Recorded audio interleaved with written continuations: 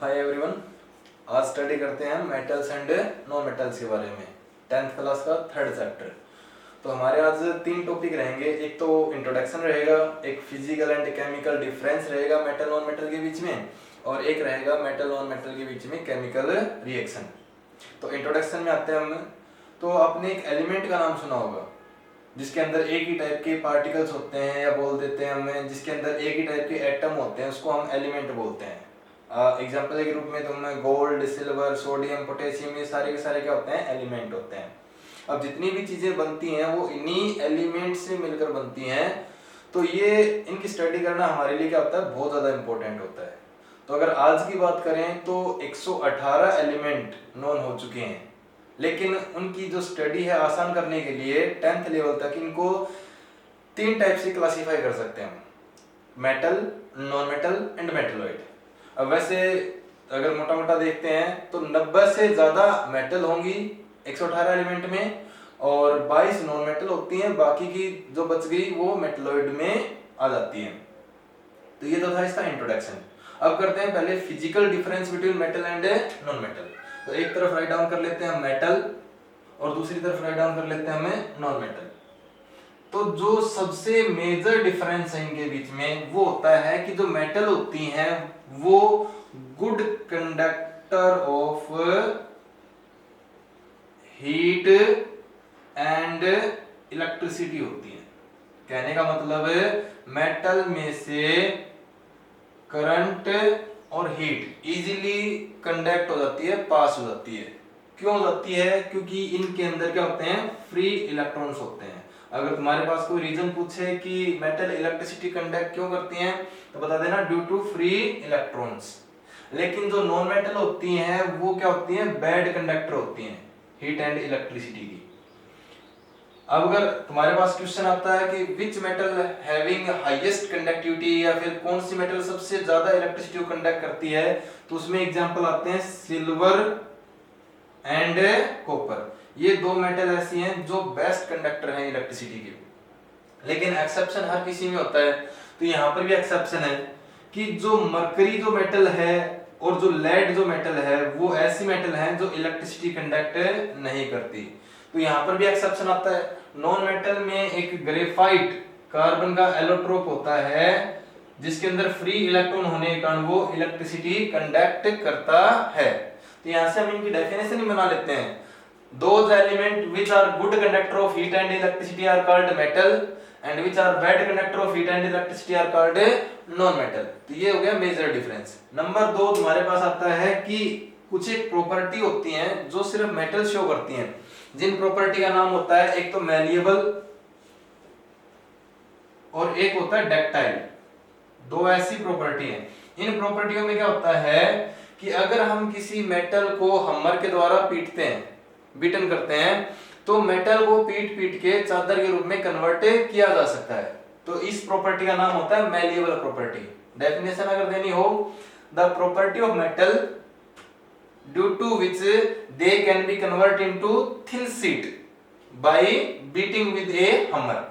Hammer के द्वारा पीट के किसी मेटल को चादर के रूप में कन्वर्ट करना इज कॉल्ड मैलिएबल प्रॉपर्टी। और इसकी जो डेफिनेशन हो जाएगी वो क्या हो जाएगी? The property of metal due to which they can be convert into wire on stretching. हम मेटल को खींचकर तार भी बना सकते हैं। अगर याद रखना चाहो तो गोल्ड ऐसा मेटल है जिसकी ये प्रॉपर्टी सबसे ज्यादा होती है। कौन सी? Malleable and ductile. कहने में आता है कि 1 ग्राम गोल्ड से हम 2.4 किलोमीटर का वायर बना सकते हैं। 2.4 किलोमीटर का वायर, ठीक है। लेकिन जो नॉन मेटल होती हैं वो इन प्रॉपर्टी को शो नहीं करती। इससे अगले वाली आती है कि अगर हम मेटल को किसी सब्सटेंस से टकराते हैं तो वो वाइब्रेटिंग साउंड प्रोड्यूस करती है, ठीक है। इसको बोलते हैं सोनोरस प्रॉपर्टी। सोनोरस प्रॉपर्टी, जिसके कारण वो वाइब्रेटिंग साउंड प्रोड्यूस करती है। लेकिन इस तरफ आप नोट लगाते रहना कि non metal does not show sonorous property. इससे अगले वाली जो डिफरेंस आती है वो आती है कि ये इनकी जो सरफेस होती है वो शाइनिंग सरफेस होती है, मतलब ये लस्ट्रस प्रॉपर्टी को शो करती है। इसके अंदर क्या होता है कि जो मेटल की जो सरफेस होती है वो शाइनिंग होती है, लेकिन नॉन मेटल की जो सरफेस होती है वो शाइनिंग नहीं होती। लेकिन हाँ, एक एग्जांपल आता है जिसका नाम है आयोडीन।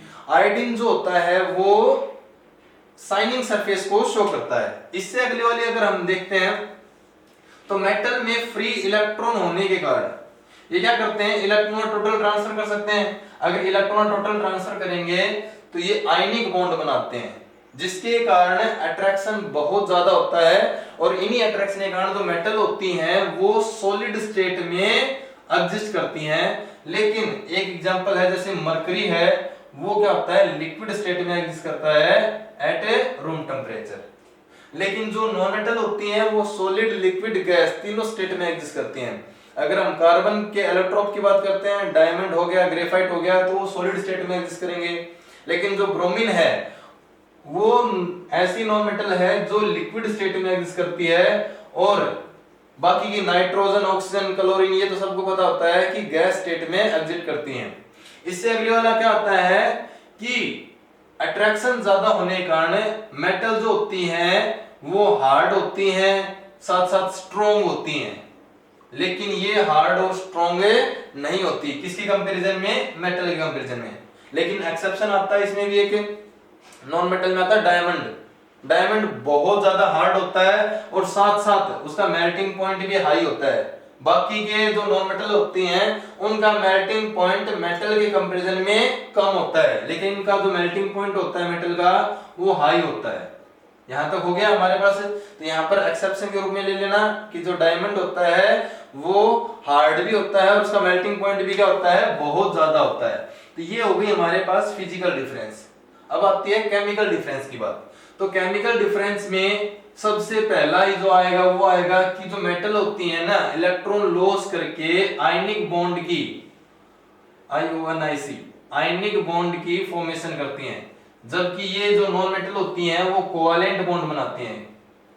बॉन्ड के बारे में हम बता भी चुके हैं कि जब दो एटम पास पास आते हैं स्टेबल होने के लिए तो उनके बीच में क्या होता है, इलेक्ट्रॉन का ट्रांसफर होता है। अगर टोटल ट्रांसफर हो जाए तो वहां पर आयनिक बॉन्ड बनता है, और अगर इलेक्ट्रॉन के बीच में शेयरिंग हो जाए तो वहां पर कोवैलेंट बॉन्ड बनता है। तो ये आयनिक बॉन्ड बनाते हैं, एक बात। नंबर दो, तुम्हें थोड़ी सी लाइन बता दूं कि मेटल ऑक्सीजन के साथ रिएक्शन करके ऑक्साइड बनाती हैं। तो इस तरीके से तुम्हें याद रखना है कि अगर ऑक्सीजन अटैच हो तो ऑक्साइड बनता है, हाइड्रोजन अटैच हो तो हाइड्राइड बनता है, क्लोरीन अटैच हो तो क्लोराइड बनता है, सल्फर अटैच हो तो सल्फाइड बनता है, अगर हेलोजन अटैच हो तो हैलाइड बनता है। तो यहां पर सबसे पहला आता है कि जो मेटल होती है ना वो ऑक्सीजन के साथ रिएक्ट करके मेटालिक ऑक्साइड बनाती हैं। लेकिन जो मेटालिक ऑक्साइड होते हैं वो बेसिक कैरेक्टर को शो करते हैं। लेकिन अगर इससे अपोजिट देखते हैं तो जो नॉन मेटल होंगी वो भी ऑक्सीजन के साथ रिएक्ट करके क्या बनाएंगी, नॉन मेटालिक ऑक्साइड बनाएंगी। लेकिन वो नॉन मेटालिक ऑक्साइड किस नेचर का हो जाएगा, हमारे पास एसिडिक नेचर का हो जाएगा। अगर तुम्हें पूछ ले कि मेटालिक ऑक्साइड बेसिक नेचर क्यों शो करती हैं तो बता देना, क्योंकि जो मेटालिक ऑक्साइड होते हैं, कोई भी एग्जांपल उठा लो तुम, सोडियम ऑक्साइड उठा लो, मैग्नीशियम ऑक्साइड उठा लो, तो जो मेटालिक ऑक्साइड होते हैं वो एसिड के साथ रिएक्ट करके साल्ट प्लस वाटर बनाते हैं। और एसिड के साथ साल्ट प्लस वाटर वही बनाता है जिसका जो कैरेक्टर होता है वो कौन सा होता है, बेसिक होता है। ठीक है, सेम डिटो इसी तरीके से अगर कोई पूछ ले कि नॉन मेटालिक ऑक्साइड का नेचर एसिडिक क्यों होता है, क्योंकि ये जो नॉन मेटालिक ऑक्साइड होते हैं वो बेस के साथ रिएक्ट करके क्या बनाते हैं, साल्ट प्लस वाटर बनाते हैं। तो तुम्हारे पास अगर क्वेश्चन आ भी जाता है कि how can you explain the basic nature of metallic oxide, तो सीधा आंसर लिख देना, because metallic oxide reacting with acid make salt and water, hence they have basic character. लेकिन कुछ एक मेटल ऑक्साइड ऐसे भी हैं जो एम्फोटेरिक नेचर को शो करते हैं। एम्फोटेरिक मींस जो एसिड की तरह भी बिहेव कर सके और बेस की तरह भी बिहेव कर सके। मतलब जैसे कि एग्जांपल दे देता हूं मैं तुम्हें, एल्यूमिनियम ऑक्साइड ऐसा मेटल है, मतलब ऐसा कंपाउंड है जो एम्फोटेरिक नेचर को शो करता है। कैसे, अगर हम यहां पर एसिड उठा लेते हैं तो भी ये साल्ट प्लस वाटर बनाएगा, साल्ट प्लस वाटर बनाएगा। अगर बेस उठा लेते हैं तो भी ये साल्ट प्लस वाटर ही बनाता है। तो इसका मतलब क्या हो गया कि ये अम्फोटेरिक नेचर को शो करता है। इससे अगली वाली क्या आती है कि ये जो मेटल होती हैं वो इलेक्ट्रॉन को लॉस करती हैं, जिसके कारण ये क्या होती हैं, हाई रिएक्टिव होती हैं। मेटल होती है हाईली रिएक्टिव, जबकि नॉन मेटल क्या होती है, लेस रिएक्टिव। अब हाईली रिएक्टिव है तो मेटल तो क्या होती है, एसिड के साथ रिएक्ट करके साल्ट प्लस हाइड्रोजन गैस बना देती है, ठीक है। लेकिन जो नॉन मेटल होती हैं वो एसिड के साथ रिएक्शन नहीं करती, यहां पर नो रिएक्शन, ठीक है। यहां पर अगले वाला जो टॉपिक आएगा कि हाइड्रोजन गैस की प्रेजेंस का कैसे पता लगाएंगे हमें, तो वो क्या कैसे पता लगाते हैं कि हम एक बर्निंग कैंडल पास लाते हैं तो पॉप साउंड से क्या करने लग जाती है, बर्न करने लग जाती है। लेकिन जरूरी नहीं कि सारी मेटल एसिड के साथ रिएक्ट करे। जिन मेटल की रिएक्टिविटी कम होती है वो एसिड के साथ रिएक्शन नहीं करती। एग्जांपल के रूप में गोल्ड हो गया सिल्वर हो गया, तो ये एसिड के साथ रिएक्ट नहीं करती। इससे अगले वाला क्या आता है तुम्हारे पास है कि जो मेटल होती हैं वो वाटर के साथ रिएक्ट करके, वाटर के साथ रिएक्शन करके या तो अपने मेटालिक ऑक्साइड बनाएंगी या फिर मेटल हाइड्रोक्साइड बनाएंगी और प्लस यहाँ पर हाइड्रोजन गैस इवोल्व हो जाएगी। लेकिन हम यहाँ पर मेटल को 4 टाइप में कैटेगराइज कर देते हैं। एक वो मेटल आती हैं जो काफी ज्यादा रिएक्टिव होती हैं, एग्जांपल के रूप में आती हैं सोडियम, पोटेशियम। ये क्या होती हैं कि कोल्ड वाटर के साथ भी रिएक्ट कर सकती हैं, ठीक है, और अपने ऑक्साइड बना लेते हैं। जैसे कि यहाँ पर Na2O बन जाएगा प्लस हाइड्रोजन गैस बन जाएगी अगर हम कोल्ड वाटर लेते हैं तो। लेकिन अगर रिएक्टिविटी कम हो जाए, जैसे कि मैग्नीशियम हो गया, जिंक हो गया, तो ये कोल्ड वाटर के साथ तो रिएक्ट नहीं करती लेकिन हॉट वाटर के साथ रिएक्ट कर लेती हैं और प्लस क्या बना देंगे, सेम उसी तरीके से मेटालिक ऑक्साइड प्लस हाइड्रोजन है गैस। तो जैसे जैसे रिएक्टिविटी कम होती जाएगी हम वाटर को गर्म वाटर लेना स्टार्ट कर देते हैं। इससे अगले वाला आता है जैसे आयरन है, वो रिएक्टिविटी में और कम हो जाता है, तो यहां पर हम क्या लेते हैं, वाटर वेपर लेते हैं, मतलब बहुत ज्यादा हीट लेते हैं यहाँ पर, तभी जाकर क्या होता है यहाँ पर ऑक्साइड की फॉर्मेशन होगी प्लस हाइड्रोजन है गैस इवोल्व हो जाएगी।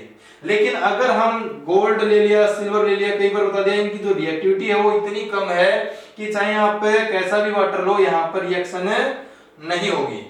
इससे अपोजिट अगर हम इस तरफ देखते हैं तो जो नॉन मेटल होती है ना तो एसिड के साथ रिएक्ट करती हैं ना ही वाटर के साथ रिएक्शन करती हैं। तो हमारे पास एक तो इनमें क्या हो जाता है, ये डिफरेंस हो जाता है। एक लास्ट आता है इसमें कि अगर मान लो कोई मेटल है वो दूसरी मेटल के साल्ट के पास आ जाता है तो क्या होता है। अब मान लो हमें जिंक को ही ले आते हैं, किसके पास है, कॉपर सल्फेट के पास ले आते हैं, किसी दूसरी मेटल के साल्ट के पास ले आते हैं। तो अगर इस मेटल की रिएक्टिविटी इस मेटल से ज्यादा है तो क्या करेगा, ये ज्यादा रिएक्टिविटी के कारण इस मेटल को डिस्प्लेस कर देगा और यहाँ पर खुद अटैच हो जाएगा और यहाँ पर कॉपर अलग हो जाएगी। लेकिन अगर यहाँ पर रिएक्टिविटी कम हो जाए, जैसे कि यहाँ पर मैं Au ले लूं, गोल्ड ले लेता हूं, Ag ले लेता हूं, तो यहाँ पर तुम क्या कर दोगे, नो रिएक्शन। तो एक हाईली रिएक्टिव मेटल ही लेस रिएक्टिव मेटल को क्या कर सकती है, डिस्प्लेस कर सकती है। अगर आगे वाली बात देखते हैं कि reaction between metal and non metal, तो हमने क्या बताया कि जो मेटल होती हैं वो तो इलेक्ट्रॉन को क्या करती हैं, लॉस करती हैं, और जो नॉन मेटल होती हैं वो क्या करती हैं, इलेक्ट्रॉन को गेन करती हैं। तो यहाँ पर इलेक्ट्रॉन का टोटल ट्रांसफर होगा जिसके कारण यहाँ पर क्या बनेगा, आयनिक बॉन्ड बनेगा। तो मेटल और नॉन मेटल के बीच में हमेशा आयनिक बॉन्ड बनने के कारण ये क्या बनाते हैं, आयनिक कंपाउंड की फॉर्मेशन करते हैं। एक एग्जांपल देता हूं मैं, जैसे कि MgCl2 है, मैग्नीशियम के पास, मैग्नीशियम मेटल के पास अगर क्लोरीन नॉन मेटल आती है तो यहां पर तुम कैसे रिप्रेजेंट करोगे, इनकी इलेक्ट्रॉन डॉट स्ट्रक्चर बनाते हैं। इलेक्ट्रॉन डॉट स्ट्रक्चर कैसे बनाएंगे कि किसी भी मेटल के आउटर मोस्ट सेल में जितने इलेक्ट्रॉन होते हैं वो पुट करते हैं बस। जैसे कि मैग्नीशियम का एटॉमिक नंबर होता है 12, तो पहली सेल में 2, दूसरी में 8, तीसरी में कितने इलेक्ट्रॉन हो गए, 2 इलेक्ट्रॉन हो गए। तो इन 2 इलेक्ट्रॉन को या तो डॉट से रिप्रेजेंट करो या फिर क्रॉस से रिप्रेजेंट करो। सेम डिटो उसी तरीके से क्लोरीन देखो, क्लोरीन का एटॉमिक नंबर होता है 17, तो पहली सेल में 2 इलेक्ट्रॉन हो गए, दूसरी सेल में 8 इलेक्ट्रॉन हो गए और लास्ट सेल में कितने इलेक्ट्रॉन बच गए भाई तुम्हारे पास है 7। 2 2 4 2 6 1 7। सेम डिटो दूसरी क्लोरीन में भी क्या होंगे, 7 इलेक्ट्रॉन ही होंगे, 2 2 4 2 6 1 7। तो हम आयनिक बॉन्ड कैसे बनाते हैं, जो इलेक्ट्रॉन लॉस करता है उस तरफ तो हम क्या करते हैं, टेल करते हैं, और जो इलेक्ट्रॉन गेन करता है उसकी तरफ क्या कर देते हैं, हेड कर देते हैं। तो ये जो रिप्रेजेंटेशन है वो किसका रिप्रेजेंटेशन है, आयनिक कंपाउंड का रिप्रेजेंटेशन है। अगले वाला क्वेश्चन आता है कि इन आयनिक कंपाउंड की विशेषताएं क्या क्या होती हैं, कैरेक्टरिस्टिक्स ऑफ आयनिक कंपाउंड। तो सबसे पहली विशेषता है कि इनके बीच में अट्रैक्शन बहुत ज्यादा होने के कारण एक तो ये सॉलिड स्टेट में एग्जिस्ट करेंगे, ठीक है। दूसरा इनका मेल्टिंग पॉइंट क्या होगा, हाई होगा, हाई मेल्टिंग पॉइंट शो करेंगे। तीसरा वाटर सोल्यूबल होंगे, वाटर सोल्यूबल होंगे। और अगले वाला क्या आता है कि सॉलिड स्टेट में तो इलेक्ट्रिसिटी कंडक्ट करेंगे नहीं, मतलब सॉलिड स्टेट में क्या होंगे, बैड कंडक्टर ऑफ इलेक्ट्रिसिटी होंगे, लेकिन लिक्विड स्टेट में क्या हो जाएंगे, गुड कंडक्टर हो जाएंगे। क्योंकि लिक्विड स्टेट में फ्री इलेक्ट्रॉन के ऊपर डिपेंड नहीं करती कंडक्टिविटी, किसके ऊपर डिपेंड करती है, फ्री आयंस के ऊपर डिपेंड करती है।